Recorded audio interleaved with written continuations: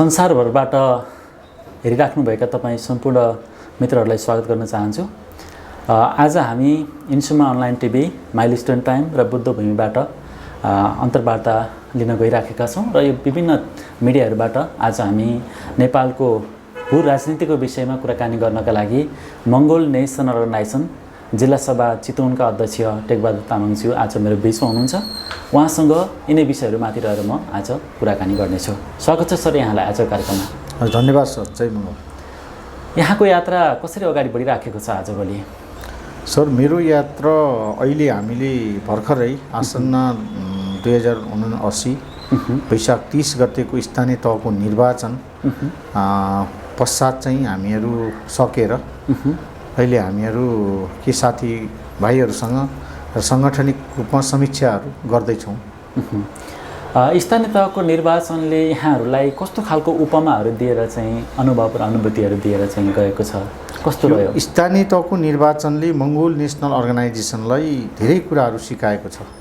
धेरै कुराहरू हामीले सिक्ने अवसर मिलेको छ।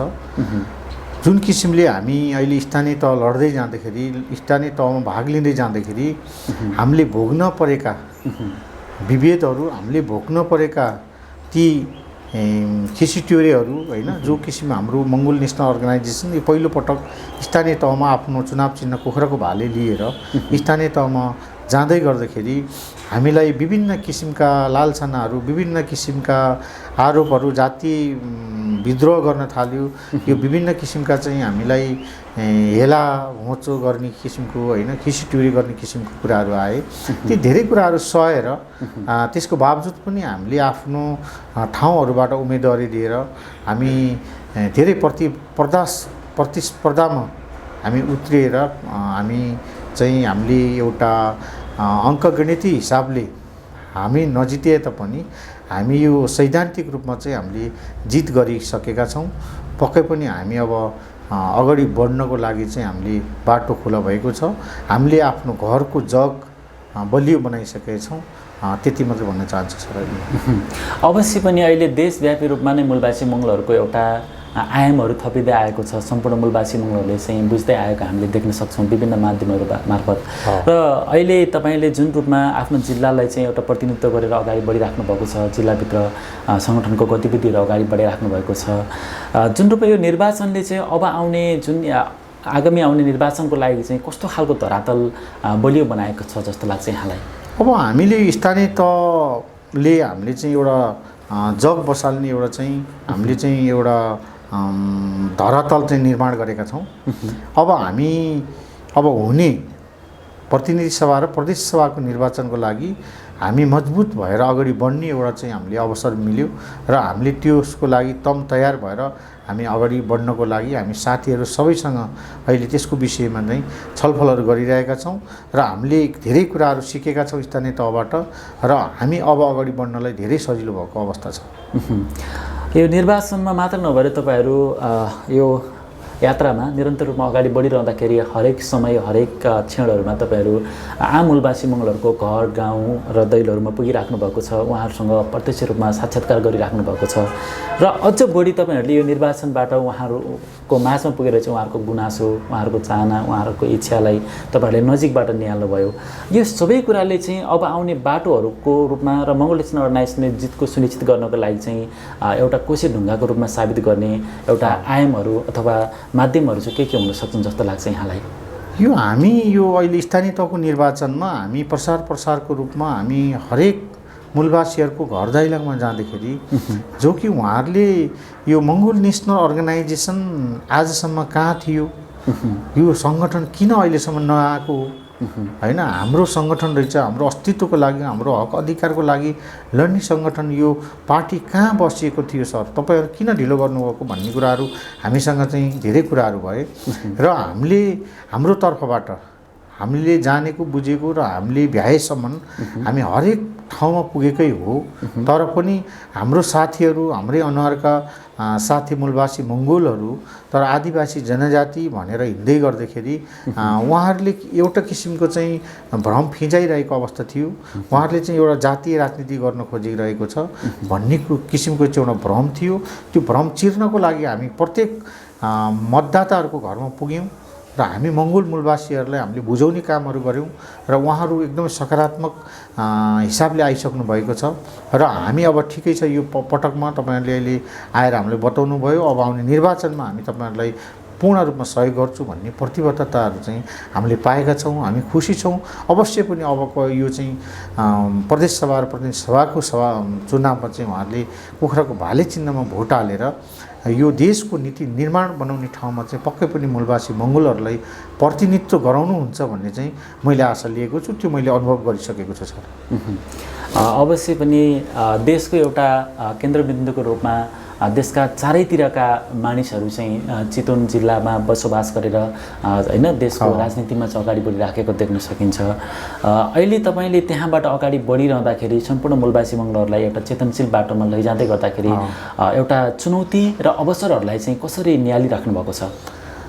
एक किसिमले हामीले चुनौतीहरू पनि धेरै थिए हैन, ती भोग्न पर्यो। हामी विभिन्न त्यत्रो अब चाहिँ त्यो अहिलेसम्मको यो देशमा एउटा नस्ली आर्यनहरूले यो शासकहरूले चाहिँ राज्य गरेको ठाउँमा मङ्गोलहरूलाई एउटा दोस्रो नागरिक जस्तो बनाएर राखिएर उनीहरूमाथि जुन शासन गरिरहेको शोषित पीडित वर्गहरूमाथि गरिरहेको दमन थियो र त्यसको बावजुद पनि यो मङ्गोल नेसनल अर्गनाइजेसनले ती पिछडे परेका मूलवासी मङ्गोलहरूको जुन आवाजलाई एउटा बुलन्द गर्ने चाहिँ एउटा नारा लिएर आयो र आफ्नो अस्तित्वको विषयमा अहिले लोकतन्त्र पद्धतिबाट नै अहिले चुनावमा होमियो र ढङ थाप्न आएको छ भनिसकेपछि हामीलाई त्यो एउटा चुनौती पनि थियो र एउटा यो स्थानीय तह निर्वाचनले हामीलाई एउटा अवसर पनि जुटायो कि हामी हरेक कुराहरू सिक्ने अवसर पायौँ। हिजो हामी कसैको एउटा पार्टीको झोला बोकेर पछि लाग्दै थियौँ भने त्यतिखेर हामीलाई थाहा थिएन कि यो प्रशासनले के गरिरहेको छ, यो देशको चाहिँ राज्य सत्ताले, यो देशको चाहिँ प्रशासनले, पुलिस प्रशासनले के गरिरहेको छ, कुन किसिमले दृष्टिकोणले हामीलाई हेरिरहेको छ भन्ने कुराहरू हामीले बुझ्न पाएका थिएनौँ। र अहिले हामीले प्रत्यक्ष रूपमा ती एकदम ठुलो विभेदका कुराहरू हामी स्थानीय तहको लोकतन्त्र पद्धतिबाट हामी चुनावमा जाँदै गर्दाखेरि पनि हरेक स्टेपमा हामीलाई हेर्ने दृष्टिकोण नै फरक रहेछ देशमा भन्ने कुरा झन् हामी चाहिँ स्पष्ट भयौँ। हामी यो देशमा लोकतन्त्र धर्मनिरपेक्ष सरकार र यो देशमा विभेद रहित समाजलाई निर्माण गर्नको लागि हामीले यो मुद्दा चाहिँ उठाउँदै गर्दाखेरि यो देशमा चाहिँ स्वतन्त्र समानता भातृत्वलाई कायम गर्नुपर्छ भन्दै गर्दा पनि त्यसको मुद्दा एउटा उठाउने एउटा चाहिँ पार्टीलाई गर्ने व्यवहार चाहिँ अझ चरम विभेदको चाहिँ व्यवहारहरू भए, खिसिट्युरे गर्ने हैन, मान्छेलाई चाहिँ हामीलाई होच्याएर बोल्ने एउटा चाहिँ हाम्रो कुखुराको भाले चुनाव चिन्ह चाहिँ कहीँ आउँदाखेरि भालेको छाप मत आउँदाखेरि हाँसेर उडाउने किसिमका यस्ता कुराहरू त हामीले भोग्यौँ नै। तथापि हामी त्यसमा पनि हामी मजबुत भएर अझ हामी गर्व गरेर हामी अगाडि बढ्यौँ। हाम्रा प्रतिनिधिहरू, हाम्रो साथीहरू, पर्यवेक्षकहरू जो मतगणकहरू थिए उहाँहरू पनि एउटा उत्साहजनक तरिकाले सहभागी भयौँ। त्यही नै खुसी छ। हामीले धेरै कुराहरू सिक्ने अवसर मिलेको छ।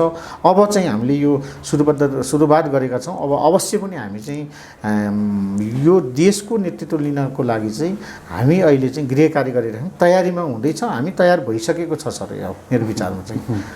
अहिले हेर्ने हो भने भौतिक रूपमा त सम्पूर्ण मूलवासी मङ्गलहरू बाँचिरहेका छन्, आफ्नो जिन्दगी चलाइराखेका छन् भन्ने कुराहरू पनि बाहिर आइराखेको छ र देख्न सकिन्छ। र जो शासन गरिराखेका छन् उनीहरूले पनि एउटा मानवीय रूपमा चाहिँ बाँचिराखेकै छन् नि सबैजना भन्ने कुराहरू पनि ल्याउँछन्। तर तपाईँहरूले चाहिँ अब संवैधानिक रूपमा पनि मूलवासी मङ्गलहरूको हक अधिकार अस्तित्व चाहिँ स्थापित हुनुपर्छ भन्ने कुरा तपाईँहरूले ल्याइराख्नु भएको छ। यो संवैधानिक रूपमा नै किन अस्तित्व र अधिकारभन्दा बाहिर चाहिँ मानिसहरू किन बाँच्न सक्दैनन् र? बाँच्न सकिन्छ। हामी एउटा अधिकारविहीन भएर बाँच्नु, एउटा अस्तित्वविहीन भएर बाँच्नु भनेको यो हामी एउटा मूल्यवान हुन सक्दैनौँ हैन, किनकि हामी त्यो भनेको नै हामी एउटा मूल्यविहीन हैन, अस्तित्वविहीन भएर चाहिँ हामी बाँचिरहेको अनुभव गरिरहेको छौँ। किनकि हाम्रो जुन अधिकार अस्तित्वहरू चाहिँ यो देशको मूल कानुन संविधानमा हाम्रो हक अधिकारहरू अस्तित्वहरू लेखिएका छैनन्। हामी एउटा मानव भएर चाहिँ बाँच्ने अधिकार दिएको छैन। हाम्रो जुन रेसियल डिस्क्रिमिनेसन जुन किसिमको यो देशमा छ, रङ्गभेदको चाहिँ नीति छ, त्यो चरम चाहिँ भोग्न परिरहेको अवस्था छ। त्यसलाई निर्मूल बनाउनको निमित्त त्यसमा चाहिँ हाम्रो कानुन जुन यो देशको मूल कानुनमा नै हाम्रो अस्तित्व लेखाउनको निमित्त हामी चाहिँ अगाडि बढिरहेका छौँ। हामी जबसम्म हामी यो देशमा हाम्रो मूल कानुनमा हाम्रो अस्तित्व लेखिँदैन, मानवाधिकार सुनिश्चित गर्न सक्दैनौँ, तबसम्म हामी चाहिँ यो देश समृद्ध हुन सक्दैन। किनकि अधिकार लिइसकेपछि हामी यो देशलाई भोलि विकासोन्मुख होइन समृद्धि बनाउनु भनेको हामी तपस्यलका कुराहरू हुन्। त्यो अवश्य पनि हामी गर्न सक्छौँ। पहिलो यो देशको मूल कानुनमा हाम्रो मानव अधिकार सुनिश्चित हुनुपर्छ भन्ने चाहिँ हाम्रो मेन एजेन्डा हो। अवश्य पनि कतिपय कुराहरू चाहिँ अब समाजमा हेर्दै गर्दाखेरि कतिपय मानिसहरूले चाहिँ अब एमएनएलले भनेको कुराहरू त लोकतन्त्र धर्मनिरपेक्ष क्रान्तिता त देशमा आइसक्यो त, किन अझै पनि धेरै कुराहरू चाहिँ आवाजहरू चाहिँ उठाइराखेको छ भन्ने खालको कुराहरू पनि निकाल्छन् नि। यसको लागि चाहिँ तपाईँले के कुराहरू स्पष्ट यो देशमा लोकतन्त्र धर्मनिरपेक्षता प्रान्तीयता यो देशमा आइसकेको छ।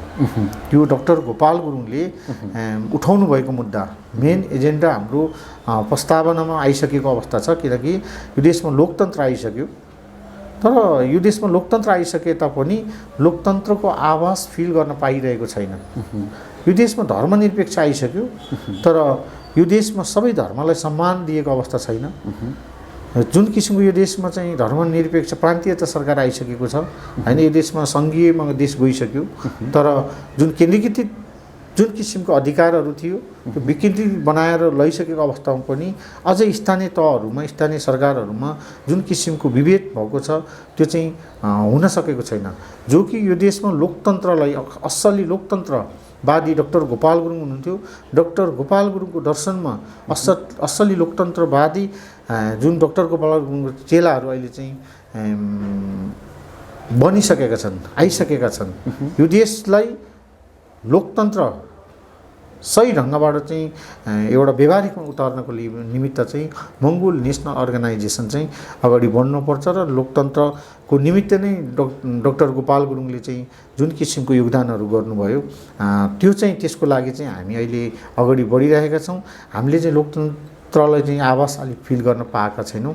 त्यो नै हो, किनभने यो नेपालमा अब धर्मनिरपेक्ष भने छ, त्यही पनि यो देशमा चाहिँ हिन्दुवादले चाहिँ एकदम बनाइसकेको अवस्था छ। यो देशमा अझै पनि लोकतन्त्र आइसक्यो, धर्मनिरपेक्ष आइसक्यो, अझै पनि यो देशमा संवैधानिक राजतन्त्र ल्याउनुपर्छ, फेरि यो देशमा चाहिँ हिन्दू राष्ट्र घोषणा गर्नुपर्छ भन्नेहरू पनि आवाज उठाइरहेको अवस्था छ। किनकि यो चाहिँ यो देशको कानुनको प्रस्तावनाबाट नै हटाइएका कुराहरू फेरि उठाइरहेको अवस्था छ। त्यसले गर्दा यो देशमा हिजो राजतन्त्र नआएको पनि होइन, 240 वर्ष राजतन्त्र आइसकेको थियो, तर यो देशमा किन चाहिँ फेरि राजतन्त्र फालेर फेरि यो देशमा लोकतन्त्र आयो, फेरि किन राजतन्त्र चाहिने? र वास्तवमा यहाँ चाहिँ के कुराहरू छन् भन्दाखेरि यो देशमा यहाँ चाहिँ राजतन्त्र होइन कि यो देशको असली शासक यहाँका आर्यनहरूलाई जोगाउनको निमित्त नै यहाँ राजतन्त्र चाहिन्छ र हिन्दुवाद चाहिन्छ, हिन्दुवाद लानुपर्छ भन्ने चाहिँ एउटा चाहिँ मनसायको रूपमा एउटा ग्रुपहरू चाहिँ अहिले फेरि हौसिरहेको अवस्था छ। त्यसले गर्दा त्यसको प्रतिवाद गर्नको निमित्त चाहिँ मङ्गोल नेसनल अर्गनाइजेसन अब एक ढिक्का भएर अगाडि बढ्नुको चाहिँ विकल्प छैन चाहिँ भन्ने कुरो चाहिँ मैले देखेको छु। अवश्य पनि लोकतन्त्रकै प्रयोग गरेर अथवा लोकतान्त्रिक शासनमा नै लोकतन्त्रको विरुद्धमा आवाज उठाउनु चाहिँ कतिको जायज कुरा हो जस्तो लाग्छ यहाँलाई? लोकतन्त्रको विरुद्धमा बोल्नु भनेको एउटा लोकतन्त्रको खिल्ली उडाउनु हो। हिजो तानाशाही अवस्थामा त जुन जनताको आवाजहरूको बारेमा त उठाउन दिने थिएन। हिजो चाहिँ तपाईँ एक दिन राजतन्त्र थियो, राजतन्त्रमा हिजो चाहिँ लोकतन्त्रको वकालत गर्दाखेरि चाहिँ लएर थुनिन्थ्यो होइन। अहिले लोकतन्त्र भनेको एउटा लोकतन्त्र पद्धति भनेको नै जनताकोबाट नै चुनिएर होइन यो राष्ट्रको प्रमुख बन्ने एउटा नीति निर्माण गर्ने ठाउँमा चाहिँ यो देशको जनताको छोरछोरीलाई पुर्याउने ठाउँ यो व्यवस्था आइसकेको अवस्था छ नि त नेपालमा। यसमा समानता छ होइन, समान हक अधिकारहरू होइन, एउटा भातृत्व भएर अगाडि बढ्नुपर्छ भन्ने यो देशमा व्यवस्था आउँदै पनि, तर यो देशमा जुन यो देशलाई चलाउने फेरि हिजोकै ती नस्ली हिजोकै ती चाहिँ शाही शासनका चाहिँ मन्त्रीहरू, हिजोकै ती जुन किसिमको सङ्कुचित भावना भएका ती पुराना सोच भएका व्यक्तिहरू त ऊ नै छ नि। यो देशमा व्यवस्थाहरू फेरिएसके। हिजो राजतन्त्र थियो, सकेर चाहिँ नेपालमा गणतन्त्र आयो होइन। गणतन्त्र आयो, गणतन्त्र आइसकेपछि यो देशमा चाहिँ लोकतन्त्र आइरहेको छ। अनि यसलाई कार्यान्वयन गर्नको लागि चाहिँ असली नेताहरू चाहिँ जन्मिएको छैन नेपालमा। जबसम्म मङ्गोल नेसनल अर्गनाइजेसनले यो देशको नेतृत्व लिँदैन तबसम्म यो देशमा लोकतन्त्रले चाहिँ लोकतन्त्रको आवाज गर्न चाहिँ पाउँदैन जस्तो मलाई लाग्छ। अवश्य पनि अघि पनि तपाईँले भन्नुभयो गाउँघरमा जाँदाखेरि चाहिँ मङ्गोल नेसनल अर्गनाइजेसनलाई चाहिँ हामीले लामो समयदेखि वाच गरिराखेका थियौँ, हेरिराखेका थियौँ भन्ने खालका धेरै शुभचिन्तकहरू पाउनु भएको कुरा तपाईँले भन्नुभयो। अवश्य पनि संसारले पनि त्यही हिसाबले मङ्गोल नेसनल अर्गनाइजेसनलाई हेरिराखेको छ र अहिले नेपालमा पनि तपाईँले भन्नुभयो जस्तै सम्पूर्ण मूलवासी मङ्गलहरूले चाहिँ एउटा भित्री रूपमा बाहिर खुलेर नआए पनि भित्री रूपमा चाहिँ वाच गरिराखेको छ। जुन रूपमा उनीहरू खुलेरै मङ्गोल नेसनल अर्गनाइजेसनको छाताभित्र आउनका लागि अथवा आबद्ध हुनका लागि चाहिँ सम्पूर्ण मूलवासी मङ्गलहरूले चाहिँ कस्तो खालको मापदण्डहरू चाहिँ पुरा गर्नुपर्छ? मेरो विचारमा उहाँहरू आउनुहुन्छ होइन, उहाँहरूले बुझ्नु भएको छ।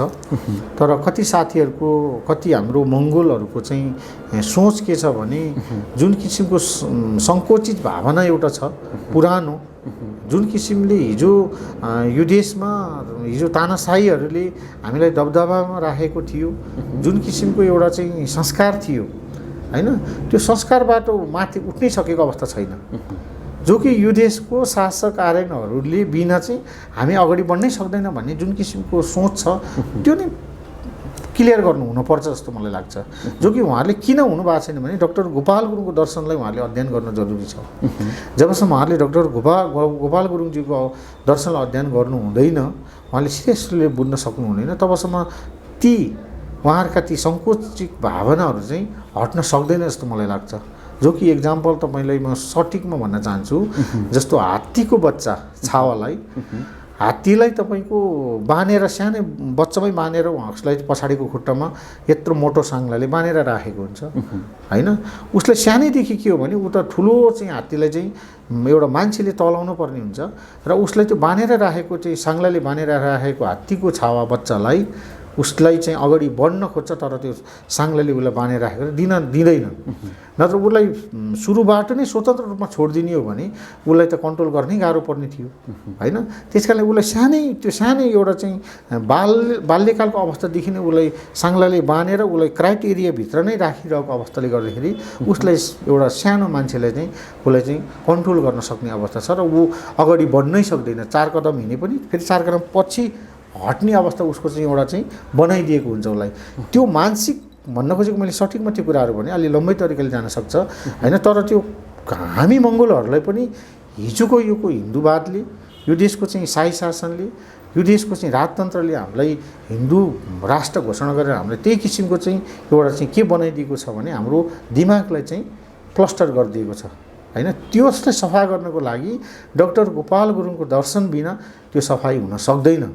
त्यसले हाम्रो साथीहरूको, हाम्रो मङ्गोलहरूको त्यो भावना त्योलाई नै क्लियर गर्नको लागि चाहिँ मङ्गोल नेसनल अर्गनाइजेसनको डाक्टर गोपाल गुरुङले लेख्नुभएको दर्शन, मङ्गोल राष्ट्रवादको दर्शन अध्ययन गर्नुपर्छ।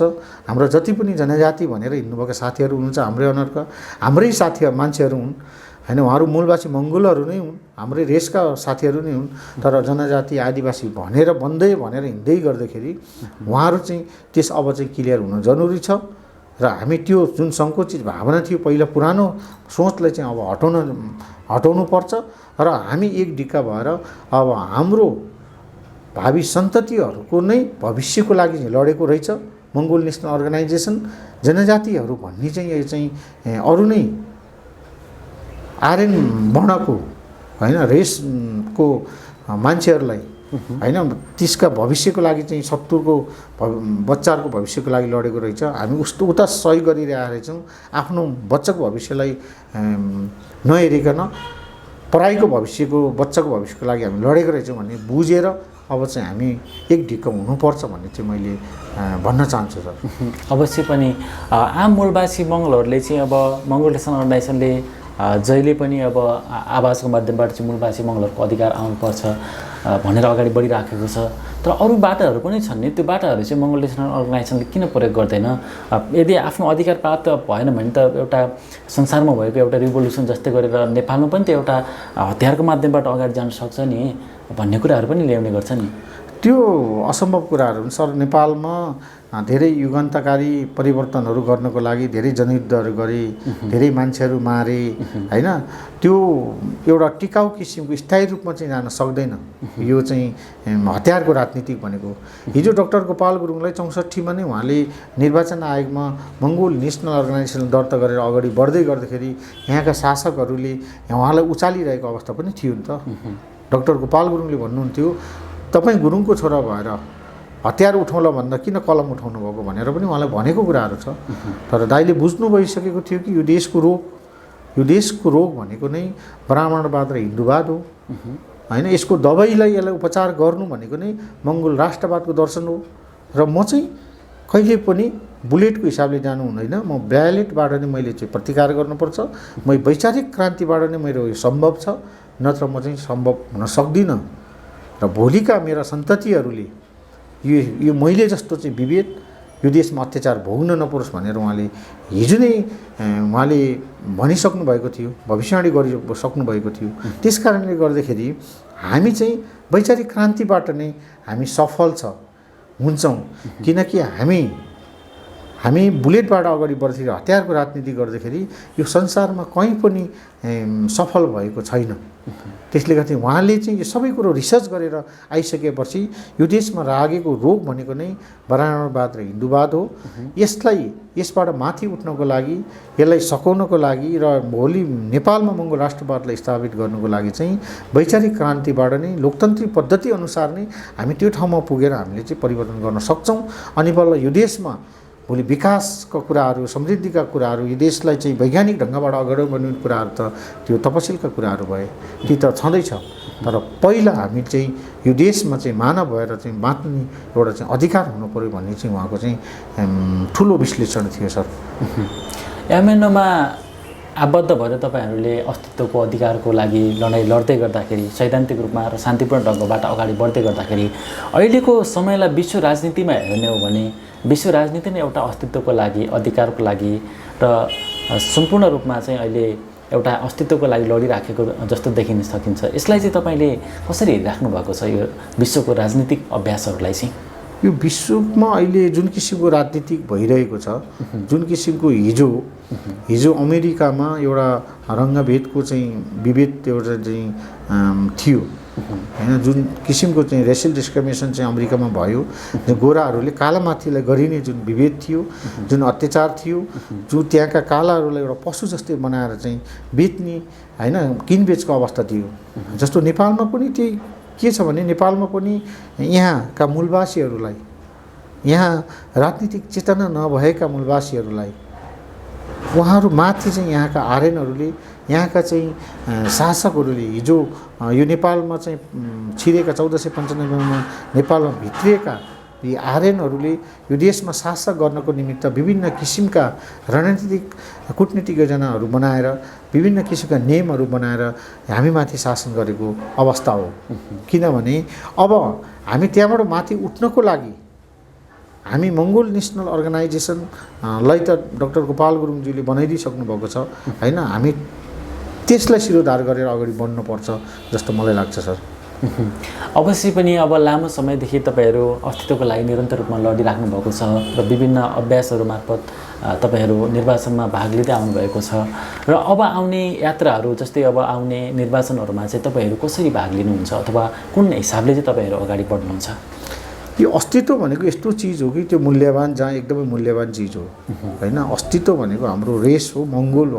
हाम्रो मङ्गोल भनेर हाम्रो कानुनमा लेखिनु पर्यो हैन। त्यो अस्तित्व प्राप्तिको लागि हामीले विभिन्न किसिमका हामी योजना भन्दाखेरि पनि डाक्टर गोपाल गुरुङले प्रतिपादन गर्नुभएको सिद्धान्त अनुसार नै यो देशमा लोकतन्त्र पद्धतिबाट नै हामी त्यो ठाउँमा पुगेर हामीले आफ्नो अस्तित्वलाई चाहिँ सुनिश्चित गर्न सक्छौँ भन्ने चाहिँ हाम्रो ठोस हो हैन। त्यसरी हामी अगाडि बढिरहेका छौँ। त्यसले गर्दाखेरि अब यो देशमा अस्तित्वलाई जोगाउनको निमित्त हामी त अस्तित्वविहीन छौँ यहाँ। हामीलाई यो देशमा चाहिँ पशु सर नै एउटा पशु भनेको एउटा केही पनि नबुझ्ने पशु गाई भैँसी जस्तै बनाएर राखिएको छ हामी मङ्गोलहरूलाई। हामीलाई युज गरिएको छ। हामीलाई हरेक ठाउँमा हाम्रो काँधलाई भर्याङ बनाएर उहाँहरू अगाडि बढिरहेको अवस्था छ। तर हामी जुन किसिमले त्यो ठाउँमा नेतृत्व पाउने ठाउँमा हामी जति क्यापेबल भए तापनि हामीलाई त्यो ठाउँ दिइँदैन, किनकि हाम्रो नेतृत्वलाई उहाँहरूले स्वीकार्दैनन्। त्यसले गर्दा हामी अब लोकतान्त्रिक पद्धतिबाट नै हामी आगामी निर्वाचनमा हाम्रो प्रदेश र प्रतिनिधि सभाको निर्वाचनबाट हामी यो देशको नीति निर्माण बनाउने ठाउँमा हाम्रो मान्छेहरूलाई हामी मङ्गोलहरू त्यो ठाउँमा जरुरी जान छ। हाम्रो देशको 80% मङ्गोलहरूले हामीलाई समानुपातिकबाट प्रत्यक्षबाट हामीले जिताएर हामी यो देशमा राष्ट्रिय पार्टीको रूपमा हामीलाई चाहिँ अगाडि बढाउनुपर्छ। अनि मात्र हामी चाहिँ पक्कै पनि हामीले त्यो ठाउँमा पुग्छौँ र हामी अवश्य नै परिवर्तन गर्न सक्छौँ भन्ने चाहिँ विश्वास लिएको छु। यहाँहरूले जुन रूपमा यात्रा अगाडि बढाइराख्नु भएको छ, निरन्तर रूपमा बढिराख्नु भएको छ र अब आउने दिनहरू जुन रूपमा मङ्गोल नेसनल अर्गनाइजेसनले लिएको बाटो फराकिलो हुँदै गएको र भावी आउने पुस्ताहरूको उज्यालो भविष्य सुनिश्चित हुने दिन चाहिँ कतिको नजिक देखिराख्नु भएको छ यहाँले? यो चाहिँ अवश्य पनि हामीले त अब यो देशमा स्थानीय तह निर्वाचन पश्चात नै हामीले मङ्गोल नेसनल अर्गनाइजेसन एउटा जग निर्माण गरिसकेको छ। यो जगमा अब इट्टा थप्ने काम, यो जग निर्माणको लागि चाहिँ सबै हामी मूलवासी मङ्गोल देश विदेश होइन कहाँ जो जहाँ भए तापनि हामी चाहिँ मङ्गोल दर्शनलाई अगाडि बढाएर हामीले आफ्नो यो घर निर्माणको लागि चाहिँ हातेमालो गरेर इट्टा थप्ने काम गरिदिनुको लागि म सबैलाई अनुरोध गर्न चाहन्छु। किनकि हाम्रो जित सुनिश्चित छ। किनकि मङ्गोल नेसनल अर्गनाइजेसनले यो जग निर्माण गर्दैखेरि यो देशको शासकहरू यहाँका नस्ली राजनीति गर्नेहरू अहिले अतालिरहेको अवस्था छ। अतालिरहेको अवस्था छ। तपाईँले देख्नुभएको छ यो देशमा अहिले यो देशमा महँगीले चरम आकाश छोइसकेको अवस्था छ। किसानहरूले एउटा चाहिँ मल पाइरहेको अवस्था छैन। यो तेलमा यो देशको अब चाहिँ खाद्यान्नहरूको मूल्य वृद्धिले आकाश छोइसकेको छ। यो देशमा बेरोजगार छन्। यो देशमा रोजगार छैन। यो देशमा त यो देशको जुन किसिमको अहिलेको सरकारले त देशलाई त लथालिङ्ग भत्ताभङ्ग बनाइसकेको अवस्था छ। त्यसले गर्दाखेरि अब हामी चाहिँ पक्कै पनि हामी त्यो ठाउँमा पुग्नको लागि हामी अब चुनावबाट नै हामी अगाडि बढ्दैछौँ र अवश्य पनि हामी सबै साथीहरूले बुझ्नु जरुरी छ। बुझिसकेपछि हामी पक्कै पनि हामी जितको नजिकै छौँ। पक्कै पनि हामी एक दिन जितेरै हामी त्यो नीति निर्माण पुग्ने ठाउँ पुगेर हामी मङ्गोल राष्ट्रवाद स्थापित गर्न सक्छौँ भन्ने चाहिँ हामीले पूर्ण विश्वास लिएको छ। तपाईहरू जुन रूपमा मङ्गोल नेसनल अर्गनाइजेसनको राजनीतिक एजेन्डालाई लिएर गाउँ बस्ती घर घरमा पुगिरहँदाखेरि चाहिँ संसारभर छरिएर रहेका सम्पूर्ण मूलवासी मङ्गोलहरूले कतिपयले बुझ्नु भएको छैन होला, कतिपयले बुझ्न चाहनुहुन्छ होला। उहाँहरूलाई चाहिँ तपाईँ यो अन्तर्वार्ता मार्फत के भन्न चाहनुहुन्छ? म सबै हामी मूलवासी मङ्गोलहरू जो विभिन्न रूपमा पछि लागेर जानुभएको छ, कोही जनजाति भनेर बस्नुभएको छ, आदिवासी भनेर बस्नुभएको छ, दलित भएर बस्नुभएको छ, उहाँहरू सबैलाई के भन्न चाहन्छु भने तपाईँहरू पहिला आफ्नो अस्तित्व के हो बुझ्नुहोस्। यो देशमा हामी कुन वर्णका मान्छेहरू हौँ भनेर बुझ्नुहोस् र त्यो विषयमा तपाईँलाई अध्ययन गर्न जरुरी छ, बुझ्न जरुरी छ। हामी अहिले नै फल खाने अपेक्षा नगरौँ। पहिला त्यो बिरुवालाई मलजल गरेर ठुलो बनाऊ र त्यसलाई फक्राएर त्यसको फल खाने चाहिँ एउटा अपेक्षा राखौँ। र हामी अब यो देशमा कसैको पछि लागेर होइन कि हामी देशलाई निर्माण गर्नको लागि आफ्नो अधिकार लिनको लागि चाहिँ हामी आफू नै क्यापेबल भएर अध्ययन गरेर हाम्रो मान्छेलाई हामीले नै मत दिएर त्यो ठाउँमा पुर्याउनु पर्छ। अनि मात्र हामी चाहिँ सफल हुन सक्छौँ। म उहाँहरू सबैलाई आह्वान गर्न चाहन्छु। अब आउने निर्वाचनमा स्थानीय तह त सकिहाल्यो, प्रदेश सभा र प्रतिनिधि सभाको निर्वाचनमा यतिखेर चाहिँ तपाईँहरूले सोच्ने बेला आइसकेको छ कि अब हामीले यो देशको नीति निर्माण बनाउने ठाउँमा बहुसङ्ख्यक रूपमा बहुमतीय प्रणाली छ। बहुमतको आधारमा चाहिँ हामीले त्यो ठाउँमा चाहिँ हाम्रो मूलवासी मङ्गोलहरूलाई चाहिँ पठाएर हाम्रो अधिकार अस्तित्व सुनिश्चित गर्नुपर्छ र अनि मात्र हामी चाहिँ अगाडि बढ्न सक्छौँ चाहिँ भन्न चाहन्छु। र जति पनि यो देशका 80% मूलवासी मङ्गोलहरू छ, तपाईँहरू अब विचलित नहुनुहोस्। होइन तपाईँहरूले अहिले एक दिनको मतले गर्दाखेरि तपाईँले धेरै 5 वर्षसम्म टाउकोमा हात राखेर बस्नुपर्ने हुन्छ र आफ्नो सन्ततिको भविष्यको लागि चाहिँ तपाईँहरू अगाडि आउनुहोस् भन्न चाहिँ म चाहन्छु सर।